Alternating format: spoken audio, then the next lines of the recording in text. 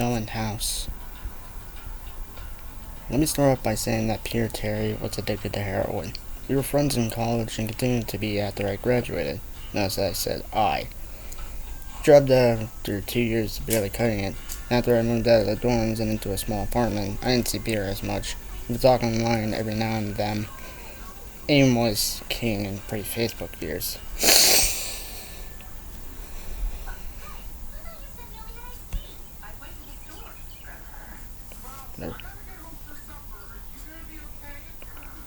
There was a period where he wasn't online for about 5 weeks straight. I wasn't worried. He was a pretty notorious flake and drug addict, so I assumed he just stopped caring. And then one night I saw him come on. Before I could initiate a conversation, he sent me a message. David, man, we need to talk.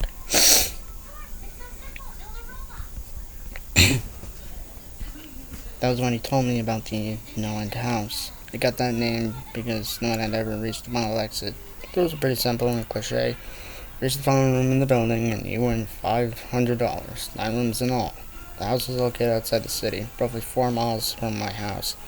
Apparently he had tried and failed. He was a heroin and who knows what the fuck addict. So I figured the drugs got the best of him, and he wigged out at a paper ghost or something. He told me it would be too much for anyone, that it was unnatural. I didn't believe him. Why would I? I told him that I would check it out the next night, and no matter how hard he tried to convince me otherwise, $500 sounded too good to be true. I had to. I set out the following night. This is what happened. When I arrived, I immediately noticed something strange about the building. Have you ever seen or read something that shouldn't be scary, but for some reason a chill crawls up your spine?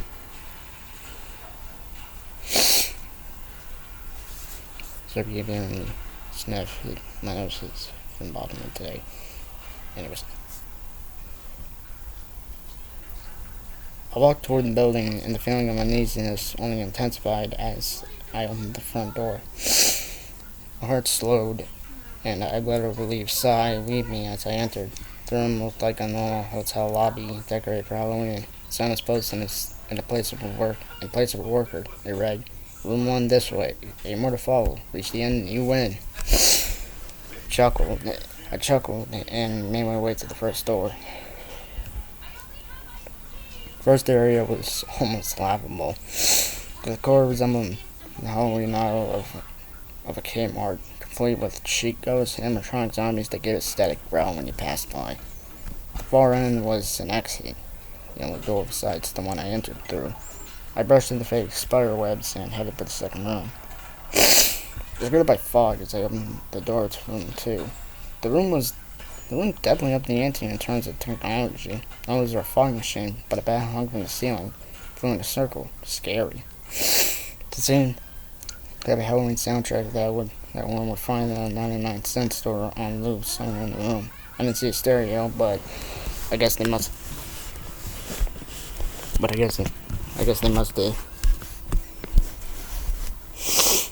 used the PA system. I stepped over a few toy rats that wheeled around and walked with a puffed chest across to the next room. The next area, I was the doorknob. My heart sank to my knees. I did not want to open that door. A feeling of dread hit me so hard I could barely even think. Logic overtook me after a few terrifying moments, and I shook it off and entered the room and entered the next room. Room 3 was when things began to change. On the surface, it looked like a normal room. There was a chair in the middle of the wood-paneled floor. A single lamp in the corner did a poor job of lighting the area, and it cast a few shadows across the floor and walls. That was the problem. Shadows, plural. The exception of the chairs, there were others. I had barely walked into the door, and I was already terrified. It was at that moment that I knew something wasn't right. I didn't even think as I automatically tried to open the door I came through. It was locked on the other side. That set me off. Someone locking it as I progressed. There was no way. I would have heard I would have heard them. Was it a mechanical lock that set automatically? Maybe, but I was too scared to really think. I turned back to the room and the shadows were gone. The chair's shadow remained. The others were gone. I slowly began to walk. I used to hallucinate when I was a kid, so I wrote out the shadows as a figment of my imagination. I began to feel better as I made it to the halfway point of the room. I didn't have time to scream. I ran as fast as I could to the other door and flung myself without thinking into the room beyond. Cool. The fourth room was possibly the most disturbing. As I closed the door, all light seemed to be sucked down and put back into the previous room. I stood there, surrounded by darkness, and couldn't move. I'm not afraid of the dark and never have been, but I was absolutely terrified. All sight had left me. I held my hand in front of my face, and if I didn't know what I was doing, if I didn't know I was doing so, I would have never been able to tell. Darkness doesn't describe it. I couldn't hear anything. It was dead silence. When you're in the soundproof room, you can still hear yourself breathing. You can hear yourself being alive. I couldn't. I began to stumble forward after a few moments. My rapidly beating heart, the only thing I could feel. There was no door in sight. Wasn't even sure there was one this time. Silence was then broken by a low hum. I felt something behind me. I spun around wildly, but could barely even see my nose. I knew it was there though. Regardless of how dark it was, I knew something was there. The hum grew louder, closer. It seemed to surround me, but I knew whatever was causing the noise was in front of me, inching closer. I took a step back. I had never felt that kind of fear. I can't really describe true fear. I wasn't even scared I was gonna die. I was scared of what the alternative was. I was afraid of what this thing had in store for me. Then the light splashed for less than a second, and I saw it. Nothing. I saw nothing.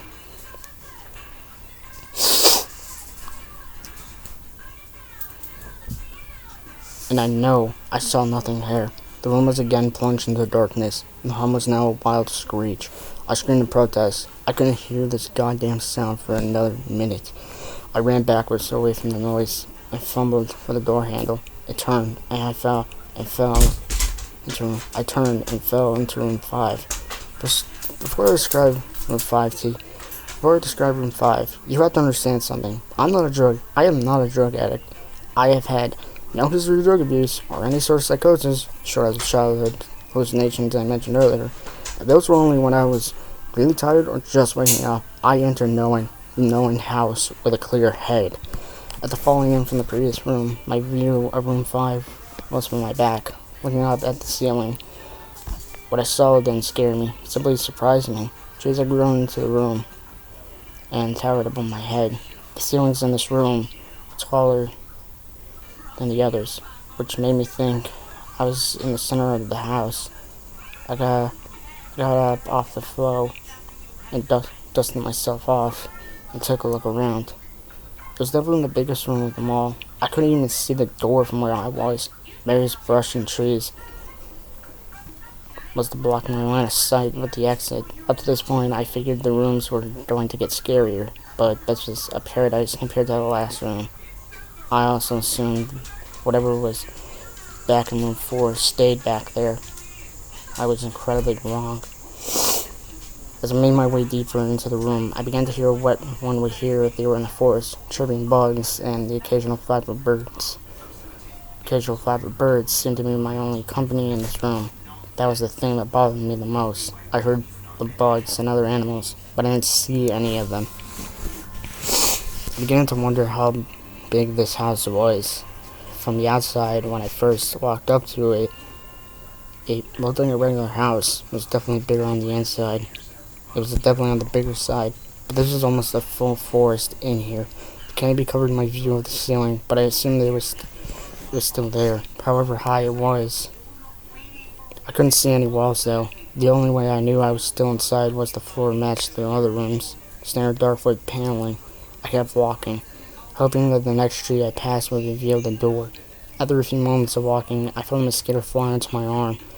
I shook it off and kept going. A second later, I felt about 10 more land on my skin at different places. I felt them crawl up and down my arms and legs, and a few made their way across my face. I flailed wildly to get them off, but they just kept crawling. I looked down and let out a muffled scream, more of a whimper to be honest. I didn't see a single bug, not one bug was on me, but I could feel them crawl. I heard them fly by my face and sting my skin, but I couldn't see a single one. I dropped to the ground and began to roll wildly. I was desperate. I hated bugs, especially the ones I couldn't see or touch. These bugs could touch me, and they were everywhere. I began to crawl. I had no idea where I was going. The entrance was nowhere in sight, and I still hadn't ever seen the exit, so I just crawled. My skin wriggling with the presence of those abandoned bugs. That's what it seemed like hours. I found the door. I grabbed the nearest tree and propped myself up, mindlessly slapping my arms and legs to no avail. I tried to run, but I couldn't. My body was exhausted from crawling and dealing with whatever it was that was on me. I took a few shaky steps to the door, grabbing each tree on the way for support. It was only a few feet away when I heard a low hum from before. It was coming from the next room, and it was deeper.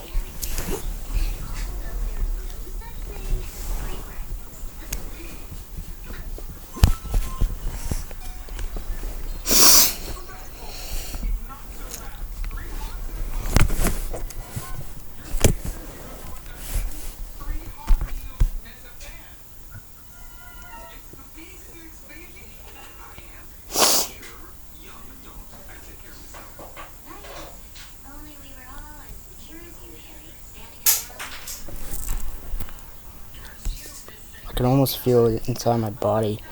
Like when you stand next to an amp at a concert, the feeling of the bugs on me lessened as the hum grew louder. As I placed my hand on the doorknob, the bugs were completely gone, but I couldn't bring myself to turn the knob. I knew that if I let go, the bugs would return, and there was no way I would make it back to room 4. I just stood there, my head pressed against the door marked 6, my hand shakily grasping the knob. The hum was so loud I couldn't even hear myself pretend to think. There was nothing I could do but move on. Room 6 was next, and room 6 was hell. Closed the door behind me, my eyes held shut and my ears ringing. The hum was surrounding me. As the door clicked into place, the hum was gone. I opened my eyes in surprise, and the door I had shut was gone. It was just a wall now. I looked around in shock. The room was identical to room 3, and the same chair and lamp, but with the correct amount of shadows this time. The only real difference was that there was no exit door, and the one I came through was now gone. As I said before, I had no previous issues in terms of mental instability, but at that moment, I fell into what I now know was insanity. I didn't scream. I didn't make a sound. At first I scratched softly. The ball was tough, but I knew the door was there somewhere. I just knew it was. I scratched it where the doorknob was. I clawed at the wall frantically with both hands. My nails began filed down to the skin against the wood. I fell silently to my knees. The only sound in the room was the incessant scratching against the wall. I knew it was there. The door was there. I knew it was just there. I knew if I could just get past this wall. Are you alright? I jumped off the ground and spun in one motion. Only against the wall behind me, I saw what it was that spoke to me, and to this day I regret ever turning around. The little girl wearing a sock dress that went down to her ankles. She had long blonde hair to the middle of her back and white skin and blue eyes. She was the most frightening thing I had ever seen, and I know that nothing in my life would ever be as unnerving as what I saw in her. While looking at her, I saw the young girl, but I also saw something else. Where she stood, I saw what looked like a man's body, only larger than normal and covered in hair. He was naked from head to toe, but his head was not human, and his toes were hooves. It wasn't the devil, but at that moment, it might as well have been. The form had the head of a ram and the snout of a wolf. It was horrifying. It was synonymous with the little girl in front of me. They were the same form. I can't really describe it, but I saw them at the same time. They shared the same spot in that room, but it was like looking at two separate dimensions. When I saw the girl, I saw the form. When I saw the form, I saw the girl. I couldn't speak. I could barely even see. My mind was revolting against was attempting, what it was attempting to process. I could, I had been scared before in my life, and I had never been more scared than when I was trapped in the fourth room. But that was before room 6. I just stood there, staring at whatever it was that spoke to me. There was no exit. I was trapped here with it. And then it spoke again. David, you should have listened. When it spoke, I heard the words of the little girl, but the other form spoke to my mind in a voice I won't attempt to describe. There was no other sound. The voice just kept repeating that sentence over and over into my head, and I agreed. I didn't know what to do. I was slipping into madness, yet couldn't take my eyes off of what was in front of me. The door, I dropped to the floor. I thought I had passed out, but the room wouldn't let me. I just wanted it to end. I was on my side, my eyes wide open, and the form staring down at me. Scurrying across the floor in front of me was one of the battery-powered rats from the second room. The house was toying with me, but for some reason, seeing that rat pulled my mind back from whatever depths it was headed, and I looked around the room. I was getting out of there. I was determined to get out of that house and live and never think about this place again. I knew this room was hell, and I wasn't ready to take up a residency. That's another one. At first, it was just my eyes that moved. I searched the walls for any kind of opening. The room wasn't that big, so it didn't take long to soak up the entire layout. The demon still haunted me, the voice growing louder as the form stayed rooted where it stood.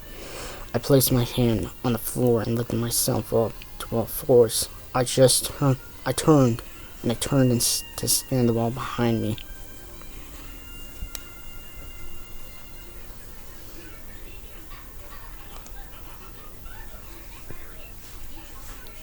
And then I saw something I couldn't believe. The form was now right at my back, whispering into my ming. Whispering into my ming how I shouldn't have come. I felt its breath on the back of my neck, and I refused to turn around. A large rectangle was scratched into the wood. The small dent chipped away in the center of it, and right in front of me, and right in front of my eyes, I saw the large 7 I had mindlessly etched into the wall. I knew what it was. Room 7 was just beyond that wall where room 5 was months ago. I don't know how I had done it, and maybe it was just my state of mind at the time, but I had created the door. I knew I had. In my madness, I had scratched into the wall what I needed the most, an exit to the next room. Room 7 was close. I knew the demon was right behind me. But for some reason, it couldn't touch me. I closed my eyes and placed moth hands on the large 7 in front of me, and I pushed. I pushed as hard as I could. The demon was now screaming in my ear. Told me I was never leaving. Told me that this was the end, but that I wasn't gonna die. I was going to live there in room 6 with it. I wasn't. I pushed and screamed at the top of my lungs. I knew I was going to push through the wall eventually.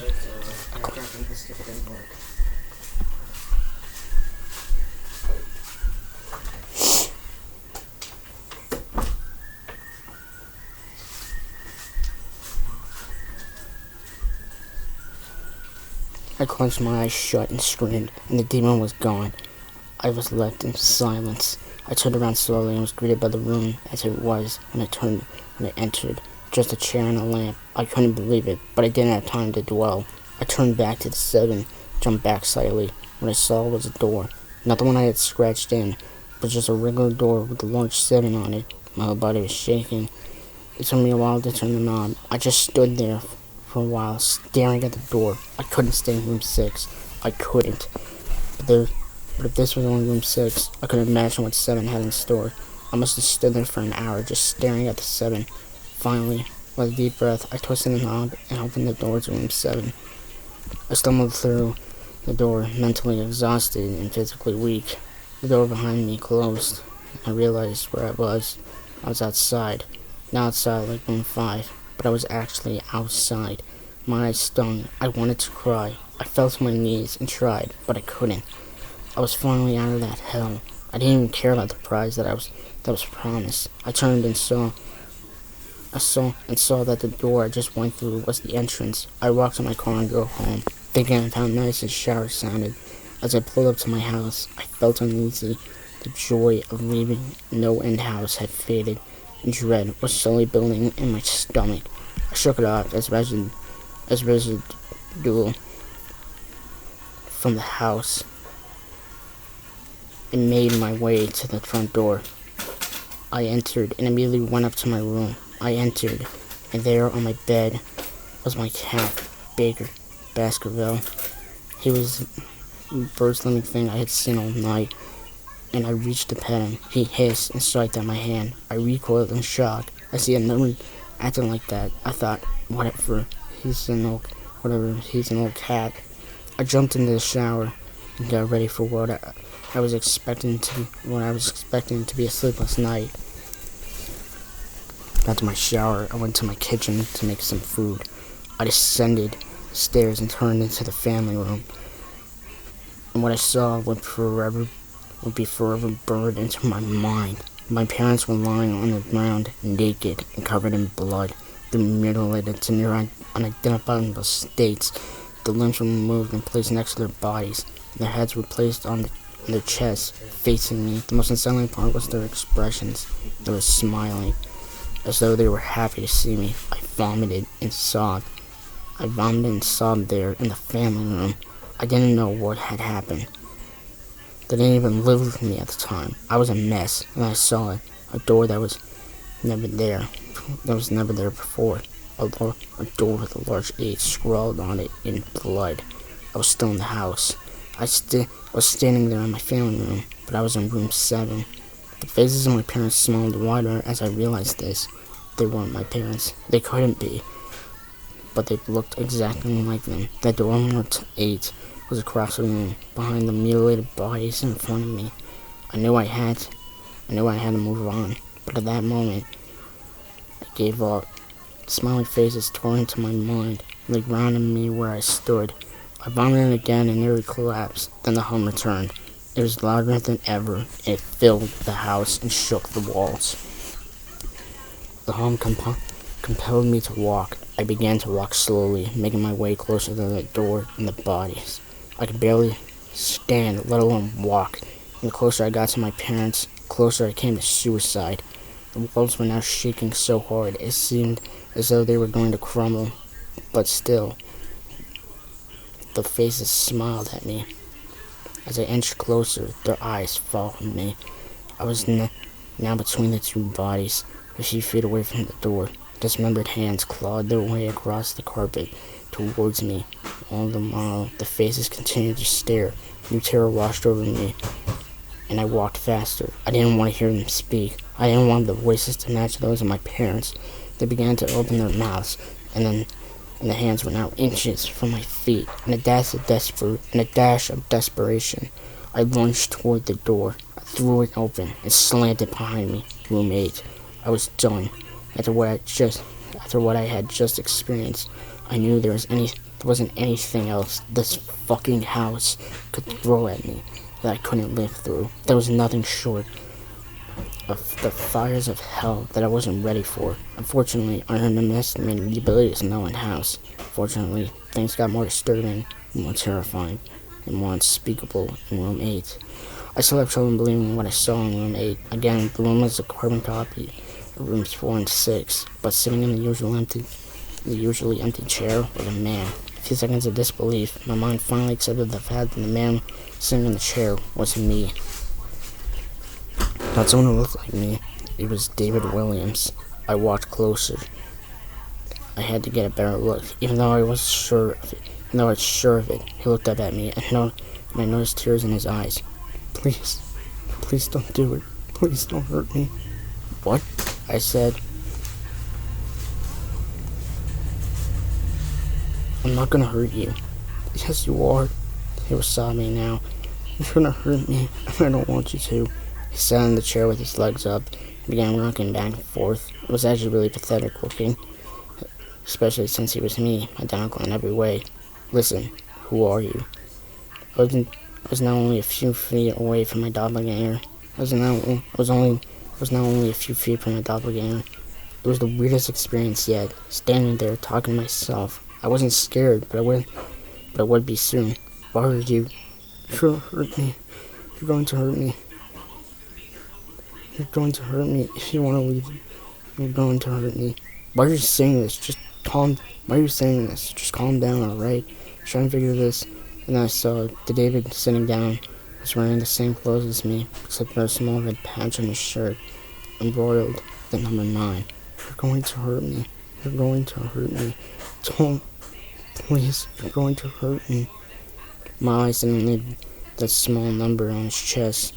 I knew exactly what it was. The first few doors were plain and simple, but after a while, they got a little more ambiguous. 7 was scratched onto the wall, but by my own hands. 8 was marked in blood, but the bodies of my parents. But 9, this number was on a person, a living person, or still, it was on a person that looked exactly like me. David? I had to ask. Yes, you're going to hurt me. You're going to hurt me. He continued to sob and rock. To sob and rock. He answered to David. He was me, right down to the voice. But at 9, I paced around for a few minutes while he sobbed in his chair. The room had no door, and similarly to room 6, the door I came through was gone. For some reason, I assumed the scratching would get me nowhere this time. I studied the walls and flew around the chair, sticking my head underneath and seeing if anything was below. Unfortunately, there was. Below the chair was a knife. Attached was a tag that read, "To David, from management."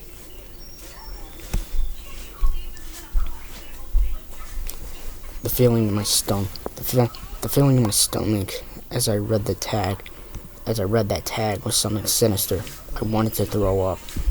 And the last thing I wanted to do was remove that knife from under that chair. The other David was still sobbing uncontrollably. My mind was spinning into an attic of unanswerable questions. Who put this here? And how did they get my name? Not to mention the fact that as I knelt onto the cold wood floor, I also sat in that chair, sobbing in protest of being hurt by myself.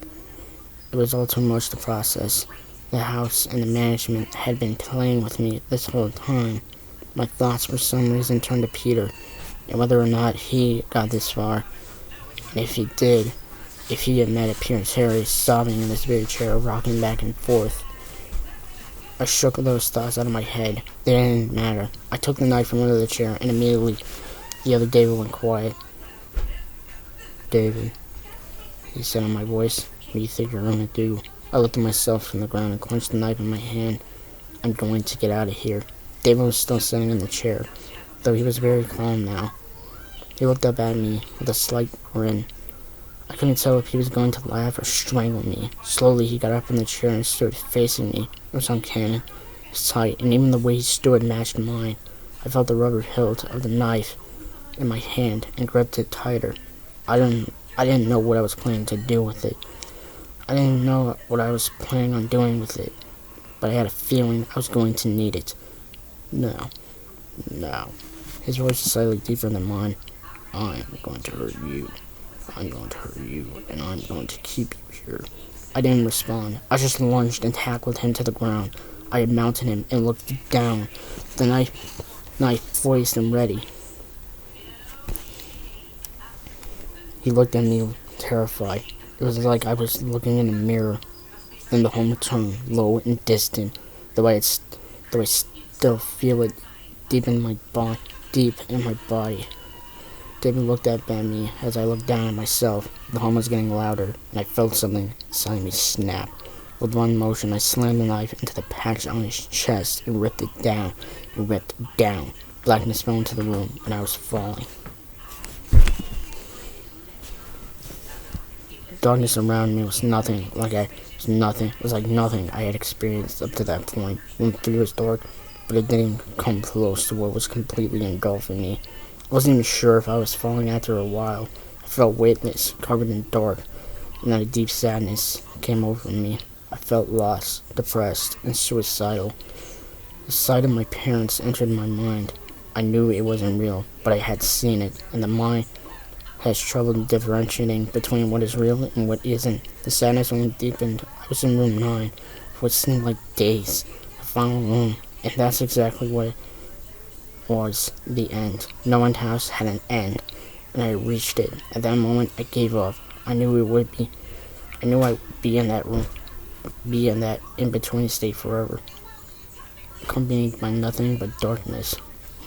Not even the hum was there to keep me sane. I had lost all senses. I couldn't feel myself. I couldn't hear anything. Sight was useless here. And I searched for the taste in my mouth.